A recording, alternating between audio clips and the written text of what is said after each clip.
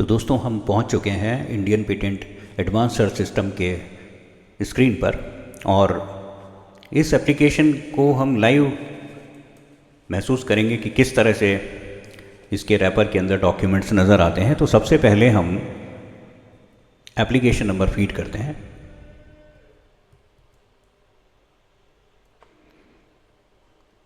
आप देख सकते हैं कि हम एप्लीकेशन नंबर फीड कर चुके हैं और अब इसके बाद में हम कैप्चा कोड इसमें एंटर करते हैं।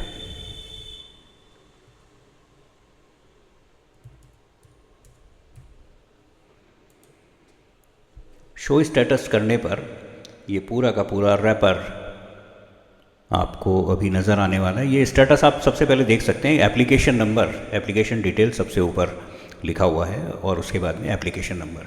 ये जो शुरू के 4 अंक हैं ये वो वर्ष बताते हैं जब आपने एप्लीकेशन फाइल की, और ये अगला अंक जो है ये जुरिस्डिक्शन है। तो संख्या 1 जो है वो दिल्ली पेटेंट ऑफिस को डिनोट करती है। एप्लीकेशन का टाइप ऑर्डिनरी एप्लीकेशन। एप्लीकेशन और भी कई रूप हो सकते हैं, PCT application, convention application, patent of addition. ये दोस्तों 25 मार्च 2021 को एप्लीकेंट ने फाइल की और इन्वेंशन का टाइटल आप देख सकते हैं, डिस्पोजेबल ट्रैश बैग सिस्टम।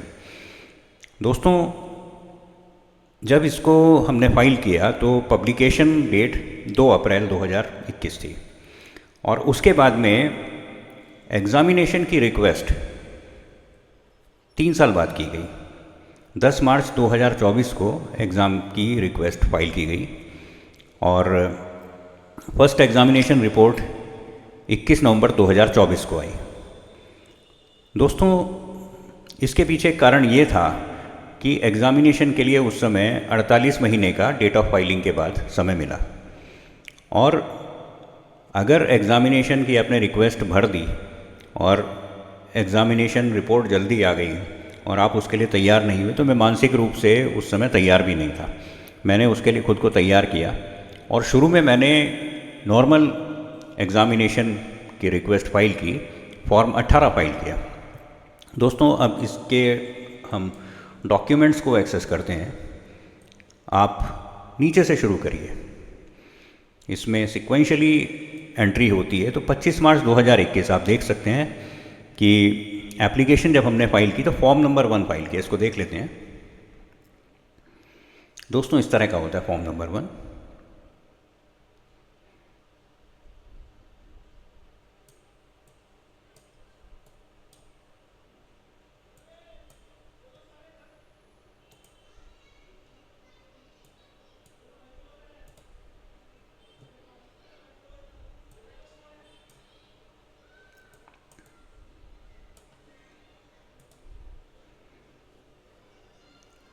उसके बाद में जब मैंने एप्लीकेशन के लिए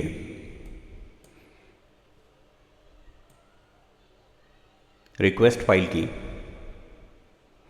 तो ये फॉर्म 18 भरा।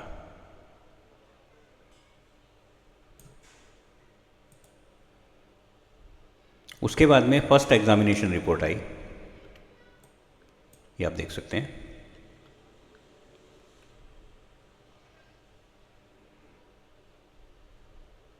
और इसमें आप देख सकते हैं कि ये 3 ऑब्जेक्शंस D1, D2, D3 ये ऑब्जेक्शन इस पर लगी। ये लेक्चर्स में हम कवर कर चुके हैं कि इन्वेंटिव स्टेप क्या होता है, सफिशिएंसी ऑफ डिस्क्लोज़र। इनके दोस्तों सबके अलग अलग लेक्चर जो हैं आपको चैनल पर नज़र आएंगे अगर आप उनको देखना चाहें। डेफिनेटिवनेस का भी, और आगे देखिए। तो क्रोनोलॉजिकल ऑर्डर में डॉकेट के अंदर सभी डेट्स और डॉकेट नंबर के साथ में आपको एंट्रीज दिख जाएंगी।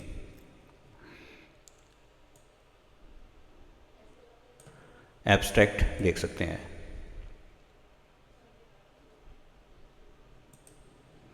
उसके बाद में अगर आपको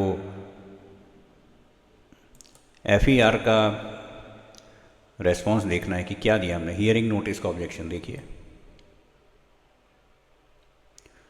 तो दोस्तों यहाँ पर आप एक लेसन ये ले सकते हैं कि अगर आपको कोई भी एप्लीकेशन एक्सप्लोर करनी हो तो आपके पास में उसका एप्लीकेशन नंबर होना चाहिए।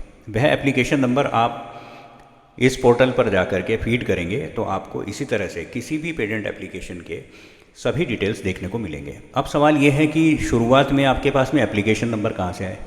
तो दोस्तों उसके लिए एक विकल्प है कि हर फ्राइडे को इवनिंग में पेटेंट ऑफिस का जर्नल निकलता है।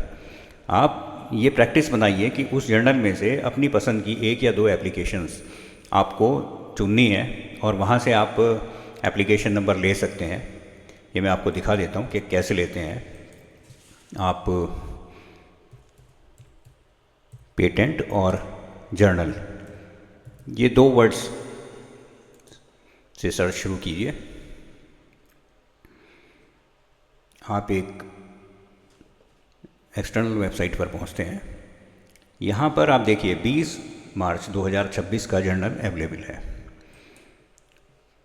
पार्ट 1 को आप एक्सेस कीजिए। यहाँ पर आपको बहुत सारी पेटेंट एप्लीकेशंस देखने को मिलेंगी।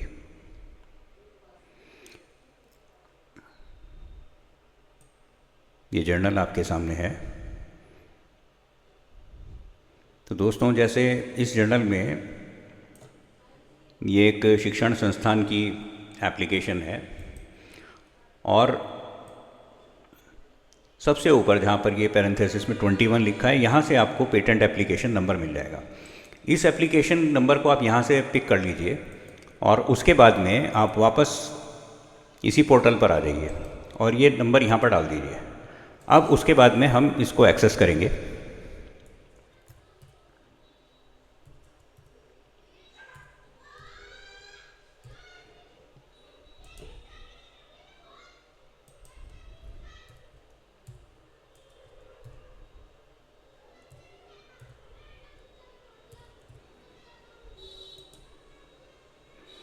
तो इस एप्लीकेशन तक आप पहुंच सकते हैं।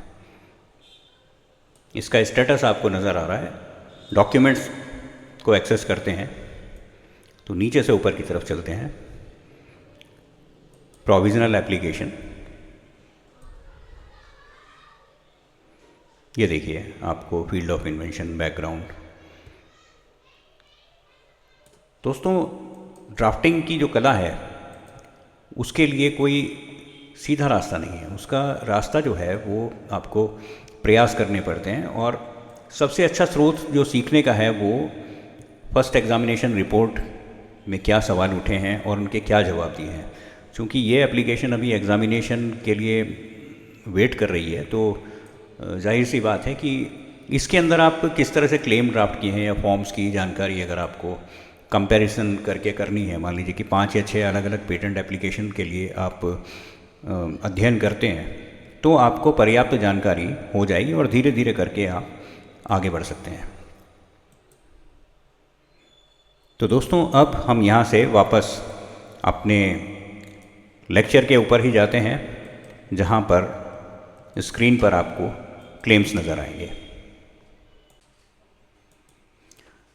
दोस्तों यहाँ स्क्रीन पर जो क्लेम्स आपको नज़र आ रहे हैं ये मेरे ओरिजिनल स्पेसिफिकेशन में जो मैंने 2021 में क्लेम्स फाइल किए थे वो हैं।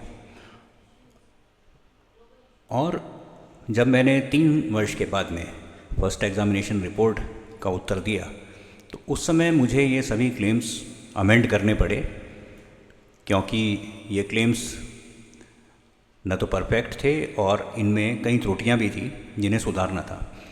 और जब सुधारा तो इस प्रारूप में, ये मार्कअप का मतलब है कि जो आपने क्लेम कैंसिल किया है या जो कटिंग की है वो आप करके दिखाते हो, जिससे उसके नीचे की चीज़ को डिलीट नहीं करते, दिखाते हो कि पहले क्या था, जिससे कि एग्ज़ामिनेशन में मदद मिले। और ये जो क्लीन क्लेम्स हैं ये अलग से लिखे जाते हैं इस तरह से। तो क्लेम्स की संख्या पहले 5 थी और आवश्यकता नहीं थी अधिक क्लेम्स के लिए, तो इन्वेंशन में अमेंडमेंट किए गए, स्पेसिफिकेशन में भी सुधार किए गए। वो आप पोर्टल पर जा कर के, इनपास पोर्टल पर एप्लीकेशन नंबर डाल करके एक्सेस करके अगर आप डिटेल में देखना चाहें कि क्या चेंजेस किए हैं, तो अमेंडेड क्लेम्स को अब हम आगे चर्चा को बढ़ाएंगे।